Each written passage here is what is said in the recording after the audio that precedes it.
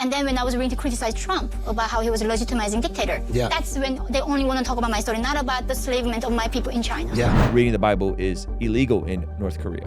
Look at Schultz knowing his little bit of Christian history, Christian props. I like that, Schultz. Come on now.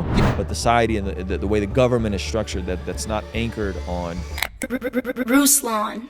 We are going to be reacting to a conversation with a lady named Yeonmi Park. I don't know what this video is about. Someone sent this to me on Instagram.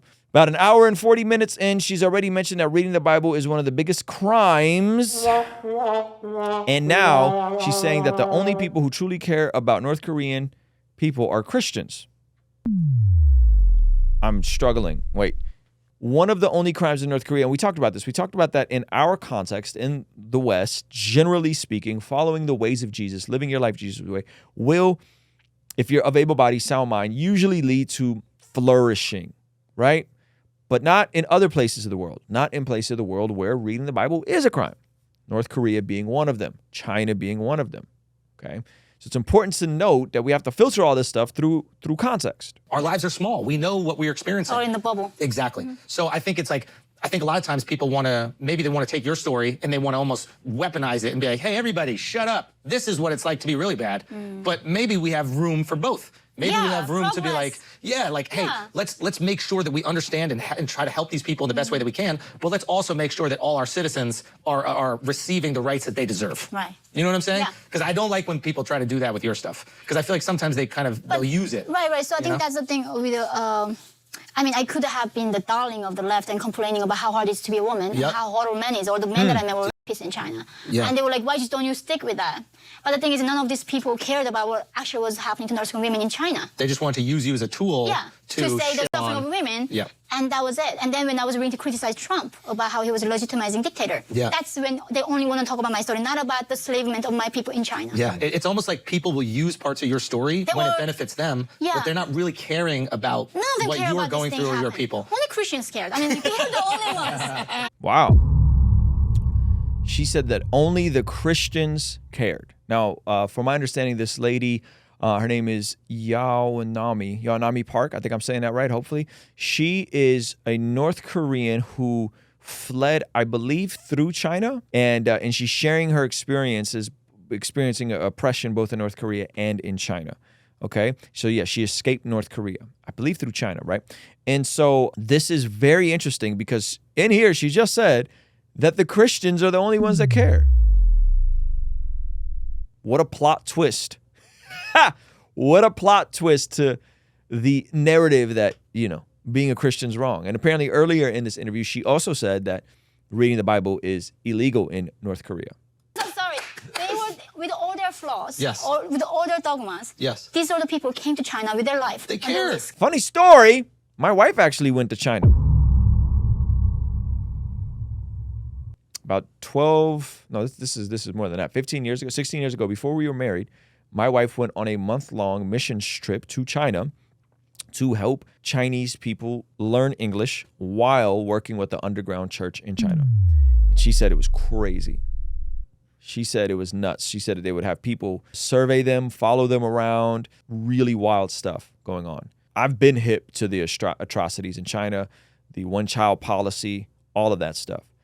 What we're seeing now is just an overflow of a society that, unfortunately, not the people, but the society and the way the government is structured, that's not anchored on the same worldview we have here. And it sucks. It's unfortunate because obviously Chinese people are amazing and they've contributed incredible things to civilization. Things like, I believe, the ink press came from China, right? And then brought over to Europe, and then that's how we got copies of the Bible, right? And so there's more persecution now in China than there was when she went in terms of the underground church. But yeah, they went there to help people learn English, but they were doing stuff with the underground church, and it's definitely gotten worse. Went to prison for 10 years afterwards, and some of them got killed and assassinated in China with knives stabbing on them. They literally cared about these North Korean people. Nobody cares. Risking their life and rescuing these people. And all they're talking about, they care about lives, and they don't care. All they do is talking. What is signaling? It's not just North Korea. Like there's a very large Eastern African population in Minnesota, and they were originally lobbied to be brought there by the Lutherans. So it's like these. Look at Schultz knowing his little bit of Christian history, Christian props. I like that, Schultz. Come on now.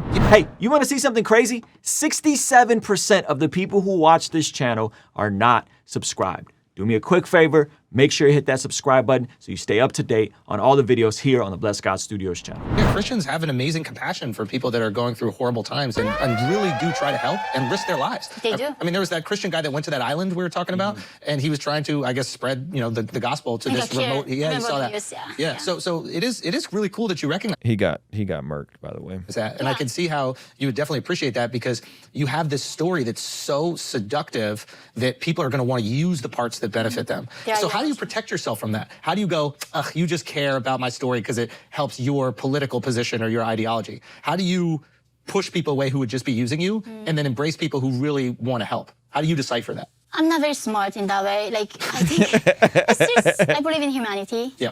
I think if I'm being genuine, I think they can see beyond that. Yeah. You know, so I try not to discriminate. I try to talk to everybody. Yeah. So if New York Times want to talk to me, I want to be there. Like, if anybody wants to talk to me, even comments organization want to talk to me, I want to go there. Yeah. Just they don't want me. That's the only problem. Really? Yeah, of course not. And it's because they don't want to upset China. Is that kind of? Yeah, she said communist organizations still want to talk to her. Like, that's the thing. I mean, all the American now, the universities are under the Marxist ideology, right? Yeah. So Universities now under the Marxist ideology, man. Marxism is running rampant through a lot of these colleges. 12-1, liberal versus conservative professors. I mean, it's a wild time to be in college right now. True. I mean, when I went to college, it was. Where did you go? I went to the University of California at Santa Barbara. Oh, wow. It's got to be, no, it's not very woke. It was just a lot of like parties. Yeah. So you didn't study very much. No, not really. Okay. What did you study? Psychology. That's a real science, kinda, right? She said that's a real science. Is that what she said? Sorry. I love Dr. Peters. I mean, that's a real science. Yeah, for white people. Take that, Dr. Peterson. You see that? I studied a bullshit science, okay? Oh my God, no. Oh, she said it's fake science? That's How funny. much is certain degrees of real science and certain degrees are too made up, right? Yeah, exactly. Yes. No. Yeah. But psychology, I think, was very helpful for, it's not science in terms of like math, but it's very helpful in terms of like understanding maybe why I behave a certain way, why other people behave a certain way, and that allows you to operate in the world, gives you an advantage with that. You know, like sometimes somebody's mean to you and it has nothing to do with you. It's what they're going through. Right, exactly. That kind of thing. Yeah. I'm sure Schultz would acknowledge that degree in psychology probably helps him a ton with his comedy career, all that kind of stuff. So anyway, kudos to Schultz for platforming folks like this. A great resource in terms of just the different paradigms and worldviews. Again, I'm not talking about people. I'm talking about the established authorities. There is a documentary on Amazon called One Nation, One Child Nation, or One Child Policy. And it is dark. It is dark. And it just shows you when Christians aren't present and influential in an area, where a country can go with the forced deletion of babies in China up until 2015. They talked to these doctors, quote unquote, who did these procedures. Very, very, very dark. Very, very dark movie.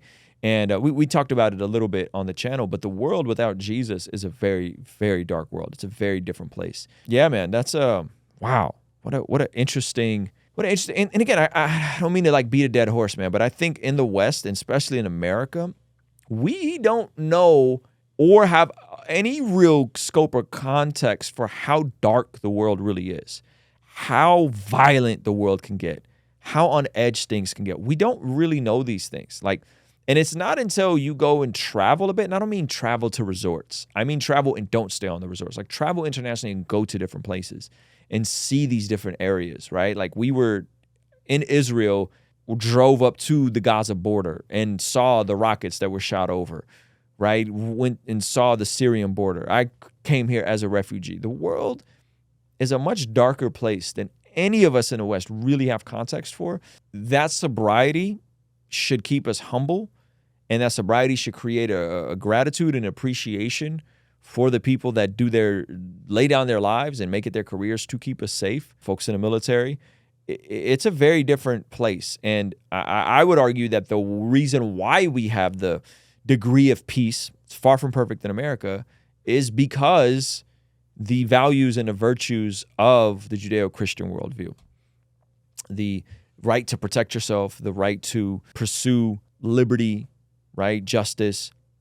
These are not intrinsically universal concepts. Freedom of speech. These are not intrinsically universal concepts. And I would argue that a lot of them are overflows of the Puritans coming over here, and not to say that the founding fathers were all Christians, because they weren't, but folks coming over here and wanting to be able to be left alone and practice their faith in peace.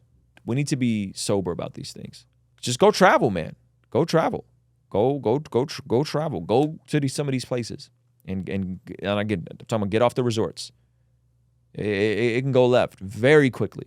Hey, this clip is from our daily after party stream. If you enjoyed it, consider signing up for our Patreon community for only $5 a month, where you get access to the replays of our daily after party streams, as well as the uncut extended versions of our podcast, Discord access that's private, and a discount code for our merch store, only $5 a month. And ultimately, it's the best way to help us contextualize the gospel of Jesus using media, podcasting, and of course, YouTube. The link for that is in the description or in the pinned comment. The perks are amazing. You should get on there. It's only $5 a month. I'll see you over there, all right? Peace.